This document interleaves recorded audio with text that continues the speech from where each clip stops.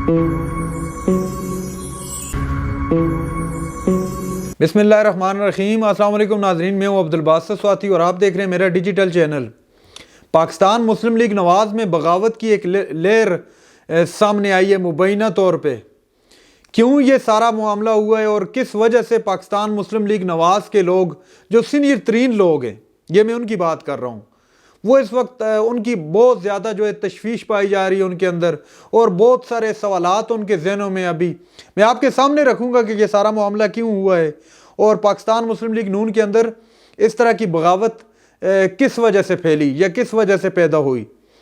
دراصل میں مریم نواز صاحبہ کو پاکستان مسلم لیگ نواز کا سینئر وائس پریزیڈنٹ مقرر کر دیا گیا ہے۔ اس سے پہلے بھی پارٹی کے زیادہ تر امور وہی دیکھتی تھی جب تک پاکستان میں تھی، لیکن وہ فی الوقت پاکستان سے باہر ہیں چونکہ وہ علاج کے سلسلے میں گئی ہوئی ہیں، تو ان کو بنا دیا گیا ہے جی سینئر وائس پریزیڈنٹ۔ اور اس کو بنانے کے پیچھے جو ہے لازمی سی بات ہے، پاکستان مسلم لیگ نواز کی کمان تو کوئی مانے یا نہ مانے نواز شریف کے ہاتھ میں ہے۔ تو اب آنے والا ٹائم ہی بتائے گا کہ کیا موروثیت ختم ہو رہی ہے یا آ رہی ہے۔ ایک پیپلز پارٹی کو لے لیں تو بلاول بھٹو زرداری، اور پاکستان مسلم لیگ نواز کو لے لیں تو مریم نواز اور حمزہ شہباز، یہی لوگ ہمارے آنے والے دنوں میں لیڈر ہیں اور یہی انہوں نے ہمارے پرائم منسٹر بننا ہے۔ عمران خان اور تحریک انصاف اس لیے ان سے الگ ہے چونکہ اس کے اندر اس وقت تک تو عمران خان کا کوئی بیٹا یا اس کا کوئی چاچا ماما یا بھانجا نیپوٹزم جسے کہتے ہیں، اس طرح کا کوئی سلسلہ ابھی تک تو نظر نہیں آیا۔ لیکن پاکستان مسلم لیگ نواز کے اندر ان کو جیسے ہی سینئر وائس پریزیڈنٹ بنایا ہے تو پارٹی کے اندر جو سینئر ترین قیادت ہے پاکستان مسلم لیگ نواز کی، اس کی جانب سے سخت تشویش کا اظہار کیا گیا ہے کہ ہمیں اتنے بڑے فیصلے میں اعتماد میں کیوں نہیں لیا گیا۔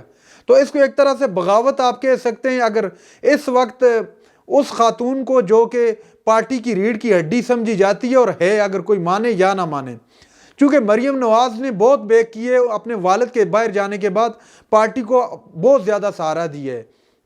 جب ان کو اس طرح وائس پریزیڈنٹ بنا دیا ہے تو سینئر لوگوں نے اتنے بڑے تشویش کا اظہار کیا، تو اگر ان کو نہیں لیا گیا اعتماد میں اور انہوں نے اس پر بہت زیادہ جو ہے غم غصے کا اظہار کیا ہے، تو اگر کوئی عام بندہ یا اٹھ کے اس طرح آگے آ جائے تو پھر آپ ہی سوچ سکتے ہیں کہ اس کا کیا حال ہوگا، خواہ وہ نظریاتی کارکن یا ورکر ہی کیوں نہ ہو۔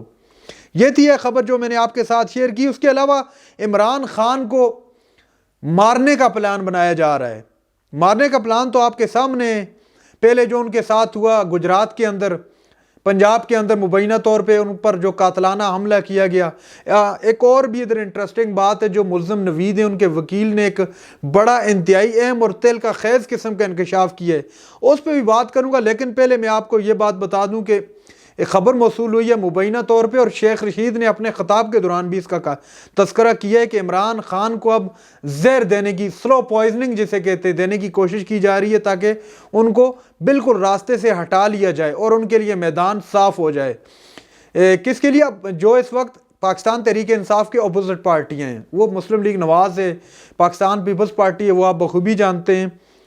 تو یہ بہت بڑا دعویٰ ہے جو شیخ رشید کی جانب سے کیا گیا ہے۔ لیکن آپ نے دیکھا ہوگا کہ عمران خان کو یا تو وہ نائل کرنے کی کوشش کر رہے ہیں، کبھی وہ کیا کیس اٹھا لیتے ہیں، کبھی ان پر قاتلانہ حملہ ہو جاتا ہے، کبھی ان کا ہیلی کاپٹر خراب ہو جاتا ہے۔ تو اس طرح کے معاملات کافی عرصے سے دکھائی دے رہے ہیں۔ لیکن یہ جو دعویٰ کیا ہے شیخ رشید صاحب نے، اس میں کتنا دم خم ہے، کتنی حقیقت ہے، یہ تو قبل از وقت ہوگا اس پر کوئی بھی بات کرنا یا اس پہ کوئی کمنٹ دینا۔ لیکن ایک بات بڑی ذہن نشین رکھنی چاہیے آپ لوگوں کو، اور اس پہ سوچنا بھی چاہیے کہ اتنی بڑی بات شیخ رشید صاحب نے کیوں کی۔ آخر کچھ نہ کوئی تو جواز ہوگا، کچھ نہ کچھ ان کا سورس ہوگا یا ان کو ایسی خبر تو ضرور ملی ہوگی۔ اب بات کرتے ہیں جی ملزم نوید کے متعلق، جن کے وکیل ہیں، ان کا نام ہے میاں داؤد صاحب۔ ان سے کل بیان لیا گیا کہ چونکہ ان کو ایک دن قبل پی ٹی وی تک تمام میڈیا چینلز نے ان کو دکھایا۔ اب 2-3 سوال ہیں، اس کے بعد میں آپ کو بتاتا ہوں کہ ان کا جو بیان تھا وہ کیا ہے۔ وہ یہ سوال ہے میری طرف سے کہ ایک ایسا بندہ جس نے پاکستان کی جو سب سے بڑی پارٹی ہے تحریک انصاف، اس کے لیڈر پر کھلے عام فائرنگ کی اور اس کو جان سے مارنے کی کوشش کی، اس کو ٹی وی پر دکھانے کا کیا مقصد ہے؟ کیا پیغام دے رہے ہیں آپ لوگوں کو کہ اتنا پروٹوکول دیا جاتا ہے؟ اگر اس طرح ان کے وکیل کو اس طرح اگر دکھایا جاتا ہے تو آپ کیا پیغام دے رہے ہیں پاکستانی عوام کو، پاکستان کو کیا پیغام دینا چاہ رہے ہیں؟ دوسرے نمبر پر اگر وہ لیڈر ہو یا کوئی عام بندہ ہو، جب اس پر اتنا بڑا حملہ ہوتا ہے تو آپ اس کے وکیل کو اس طرح سامنے لا کے اس کا موقف لوگوں کے سامنے رکھیں گے تو اس طرح تو لوگوں کے ذہنوں میں ایک غم و غصے کا جو ہے عالم پایا جاتا ہے، تحریک انصاف کے ورکروں میں خاص طور پر۔ تو اس کا یہ سارا کچھ ڈرامہ رچانے کی ضرورت کیوں پڑی؟ اور مجھے جو کھیل لگ رہا ہے اس کے پیچھے مبینہ طور پہ کہ یہ کوشش کی جا رہی ہے، اب میں چونکہ بیان کی طرف بھی آپ کو لے کے جاؤں گا، پھر فیصلہ آپ نے کرنا ہے کہ عمران خان کو جو ان پہ قاتلانہ حملہ ہوا تھا، اس سب کو یہ ایک فلاپ شو بنانے کی طرف لے کے جا رہے ہیں۔ کیسے؟ میں وہ بیان آپ کے سامنے رکھتا ہوں۔ جو میاں داؤد صاحب ہیں، ملزم نوید کے جو وکیل ہیں، ان سے سوال کیا گیا کہ آپ نے اتنے بڑے وکیل ہیں تو آپ کو فیس کس طرح مطلب دی گئی یا فیس کیسے پے کر رہا ہے؟ وہ تو ایک عام غریب سا مزدور سا بندہ ہے بقول آپ کے نوید۔ تو انہوں نے کہا جی ممکن ہے کئی کیسز ایسے ہوتے ہیں جس میں بالکل فیس لی ہی نہیں جاتی، 5,000 10,000 بھی لیے جاتے ہیں۔ اس کے علاوہ ان سے دوسرا سوال کیا گیا کہ کیا ملزم نوید نے عمران خان پر اٹیک نہیں کیا؟ ان کا جواب سنیے گا، بڑا انٹرسٹنگ جواب ہے۔ انہوں نے کہا ہے کہ اگر وہ مینار پاکستان، اور کنفیشن بیان جو انہوں نے دیا تھا پولیس کی کسٹڈی میں جس کی ویڈیو وائرل ہو گئی تھی، تو اس کے متعلق آ گیا، انہوں نے حالانکہ خود بھی کہہ دیا، اس پر انہوں نے کہا کہ اگر ملزم نوید جو ہے جا کے مینار پاکستان کے اوپر کھڑے ہو کر بھی یہ کہیں کہ میں نے وہ حملہ کیے، وہ بھی کورٹ کے اندر ایڈویزیبل نہیں ہے، مین کہ اس کو نہیں مانا جائے گا۔ ان کے کہنے کا مقصد یہ تھا، ان کے وکیل کے کہنے کا مقصد کہ ملزم نوید نے ان پر اٹیک نہیں کیا۔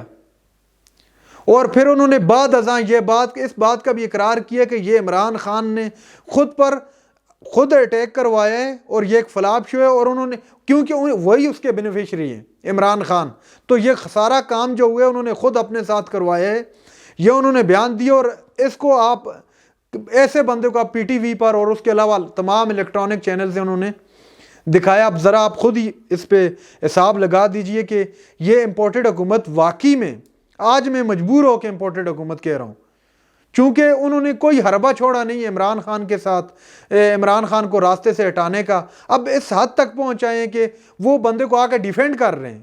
ڈیفینڈ کس طرح کر رہے ہیں؟ مین کے پی ٹی وی پر دکھا رہے ہیں، مطلب یہ کہ وہ حکومتی چینل ہے، وہ حکومتی موقف سامنے لے کے آتا ہے، تو اس کو دکھانے کا، وکیل کو دکھانے کا مقصد یہی ہے کہ وہ بالکل صحیح ہے، جائز ہے، اور اس نے مین کہ اس نے یہ سب کچھ نہیں کیا، اور یہ سارا جو کچھ ہوا ہے معاملہ یہ عمران خان نے اپنے ساتھ خود کروایا ہے۔ اب جی بات کرتے ہیں، خواجہ آصف صاحب نے ایک بیان دیے جس نے بڑا تہلکہ مچا دیا۔ انہوں نے کیا کہا ہے آپ کو پڑھ کے سنا دیتا ہوں۔ ہمارے پاس امپورٹ کرنے کے لیے پیسے نہیں ہیں، اگر ہم ڈیفالٹ کر گئے تو سب کچھ ختم ہو جائے گا اور تمام مارکیٹیں، دکانیں، سب کچھ بند ہو جائے گا اور پورا ملک تباہ و برباد ہو کر رہ جائے گا۔ یہ میں نے آپ کو اس کا لب و لباب بتایا۔